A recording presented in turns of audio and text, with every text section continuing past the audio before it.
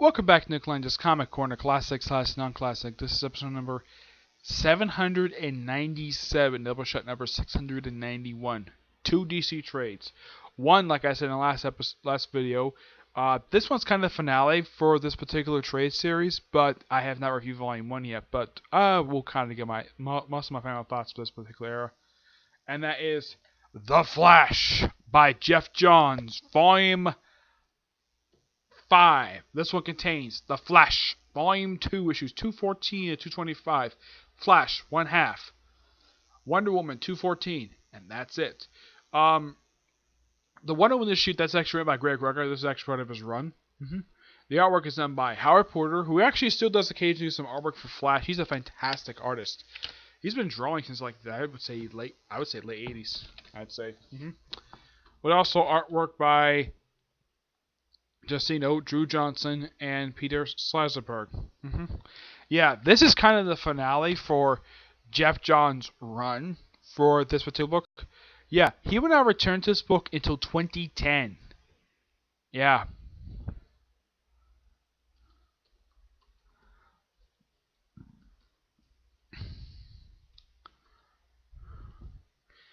Yeah, that's the interesting thing. Yeah, he would not return to this book until 2010. They do cut out one thing of this trade. Now, there's a storyline here called Rogue's War. They cut out the page that features the death of the Top. I don't know why they did that for, but they did. It's one of the most weirdest things I've ever seen them do, but that's what they did. Yep. This one mostly is a combination of about a few different trades. Let's see. I think it's a combination of at least, let's see, 14. Yeah, it's a combination of about 3. Yeah, it's a combination of, actually 2. It's basically combining The Secret of Barry Allen and Rogue's War kind of into one trade.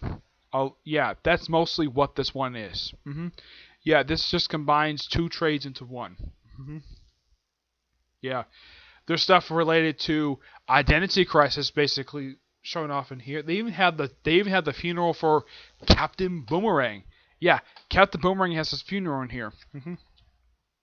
Plus the appearance by pretty much like all the rogues across Flash's history.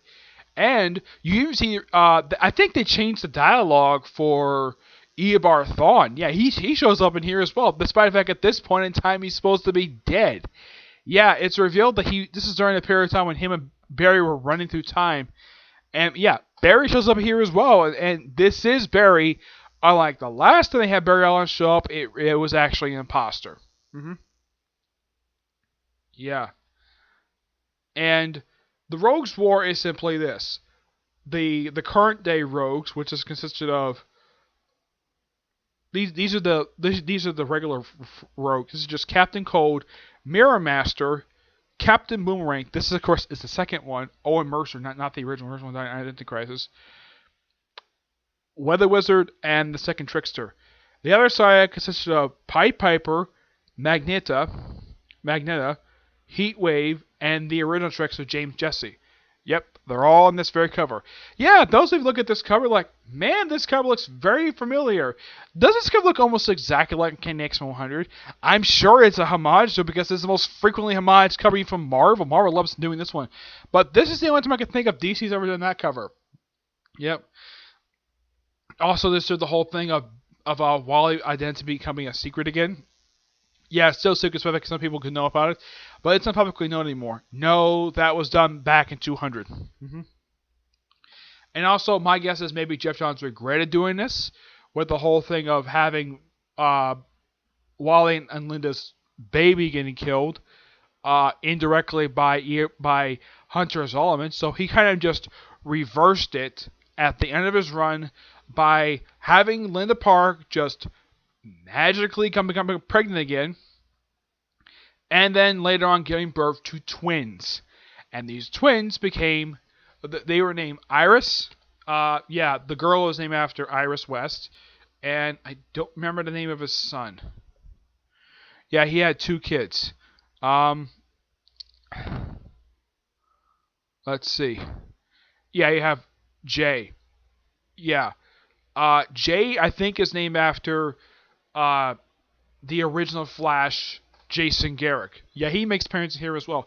I still don't know why in the world for this particular trade because I read the issues online, that they changed Eobard Thawne's dialogue, where in the original issue he's like, "Thank you for inviting me." Here is just, it's a complete different line, and they cut off Death at the top, even though he does die in Rogue's War, which I don't know why this trade did it for. It's one of the most weirdest things I've ever seen for a Flash trade. Yeah, not the first trade I've seen published by DC where they cut out pages from the actual, from the original issue. It's completely unknown for it. But this, of course, was fantastic. Great set of issues. Great way to wrap up Geoff Johns' run for this book. And his run was lasted just a few short years. I give this book roughly a 9.5 out of 10. It's really good. Yeah, his run, of course, started with issue number 164. That is where his run started from. And his run was quite long. Like a good, I'd say about a little over 60 issues. Yeah, a little over 5 years. So he had one of the more longer runs of the book. Yeah, he had one of the longest runs of this book, and at the point he was doing this, he had just started Teen Titans when these issues were coming. He just started Teen Titans, and he was already also working on JSA as well. So yeah, this is one of the 3 books. Like if you look up like the books he was writing at that point, he had the tendency up until like last few years where he had a tendency to write about 3 books at a time. But mostly he stays in the book maybe about 2, maybe 3 years at most. This book he was on there for 5 years. 5 years of this book, but it's a great run. It's just sad that I get a chance to review the first couple trades. I will eventually do in the future, but after this, he isn't going to come back to the book until for 6 years. Yes, he leaves it in. I think the last issue came out in 2005. I think it was, right. Yeah, 2005. So he's gone for the book for roughly 5 years. Yeah, but not long after this, Mark Waid comes back to the book briefly, and then he leaves. Yep.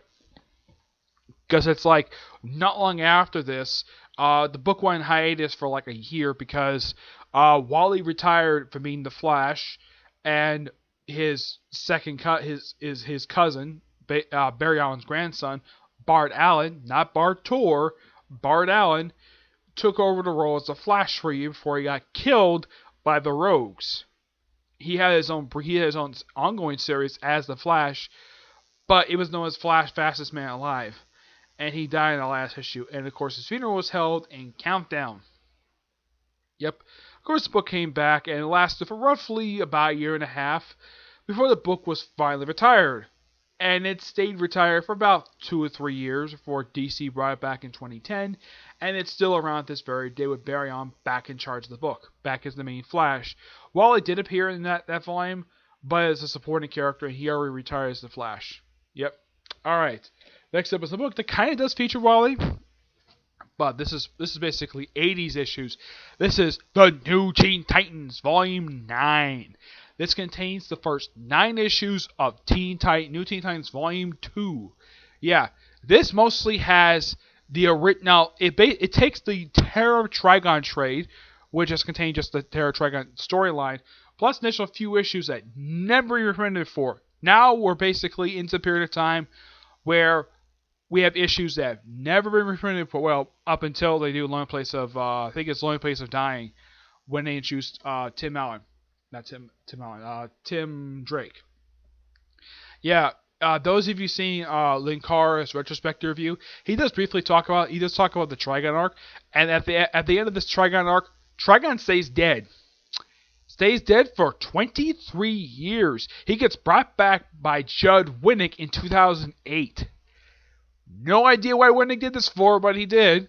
I mean, why the heck would he recognize something that... Well, why would he bring back a character, basically, that was killed by Marv Wolfman and George Perez? Fun fact, Marv Wolfman left after issue 5. Yeah, he left. But we had a few different artists who basically stay in the book even after he left.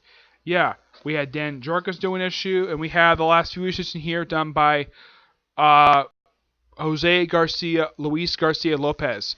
Yeah, he was in the book for roughly about 5 issues before he left, too. Yeah, apparently for some reason, after George Perez left, they apparently couldn't keep an artist in the book for some reason. But it's not terrible artwork. Yep. Aside from the awesome Trigon arc, and when these issues came out, the Tales Teen Titans was to come out at this point, and this took place 1 year in the future. But chronologically, this takes place like right after Tales of the Teen Titans number 58. That was the and they even included the covers for Tales of Teen Titans number. Let's see, they just had it in here. Issues number 59 to 68. Yeah, beginning with issue 59, the Tales Teen Titans, which was a continuation of New Teen Titans Volume 1, that became a reprint series, and it lasted up to issue 90. Yep. But I gotta say, the Terra Trigon arc was really good. And yes, I have reviewed the remake of the storyline, and I've talked to Scott Lobdell about that storyline. He had no interest doing the storyline at all. He was told to do that storyline by his editor. I'm not kidding. Like, I asked him personally about that particular storyline, and I also asked him, what did Marv Wolfman think of it? He doesn't know. He never asked Marv Wolfman about it. I will ask him about when I get a chance to meet Marv Wolfman. I gotta say, this is by far a really good set of issues, and yeah. Also, one thing I gotta give high praise for is these awesome covers. Yeah. As far as I can tell, George Perez did all these covers, and these are awesome looking covers. Yeah, these covers are fantastic. I love them. Very movie poster-esque style poster covers. Plus, you gotta love the fact when DC put this in trade, they actually kept the original price tag and the date. Take a look at the corner. Something you don't see much every day. Yeah, you don't see that much when you see comics reprinted. Newer comics don't have this on there anymore. No, they actually don't put that in the actual issues themselves. Nope, they never do. But I'm going to give the issues in here a 10 out of 10. It's really, really good. The Marvel Open George Perez one is a really damn good run. And I know for a fact that this run is strictly referencing present day. But yeah.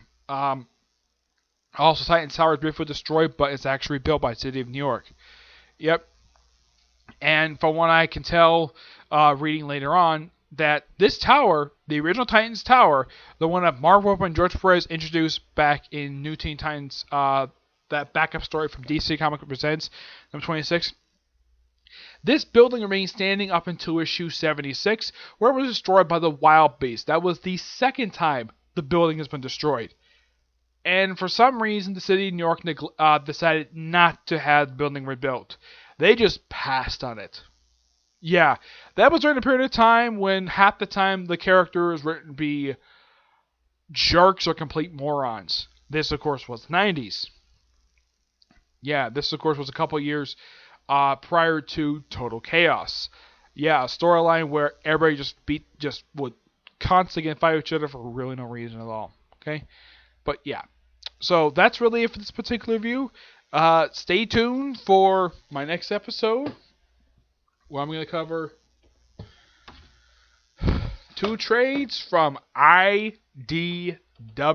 Okay? But until you see my next review, bye.